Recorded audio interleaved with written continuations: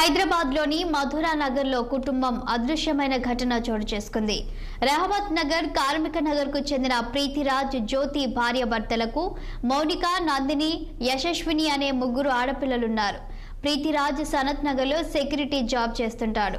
ప్రీతిరాజ్, జ్యోతి మధ్య కుటుంబ కలహాలున్నాయి. సెప్టెంబర్ 4వ తేదీన యథావిధిగా ఉద్యోగానికి వెళ్లిన ప్రీతిరాజ్ సాయంత్రం ఇంటికి చేరుకోగా ఇంటి తలుపులు తాళం వేసున్నాయి. తన భార్య జ్యోతితో సహా మౌనిక, నందిని, యశస్విని ముగ్గురు పిల్లలు కనిపించలేదు. జ్యోతికి ఎన్నిసార్లు కాల్ చేసినా స్విచ్ ఆఫ్ వచ్చింది. నలుగురి ఆచూకీ కోసం చుట్టుపక్కల బంధువుల వద్ద వాకబు చేసినా ఎలాంటి సమాచారం లభించలేదు. దీంతో కంగారు పడిన ప్రీతిరాజ్ మధురా నగర్ పోలీస్ స్టేషన్లో ఫిర్యాదు చేశాడు. ఈ మేరకు కేసు నమోదు చేసుకుని దర్యాప్తు చేస్తున్నట్లు పోలీసులు తెలిపారు.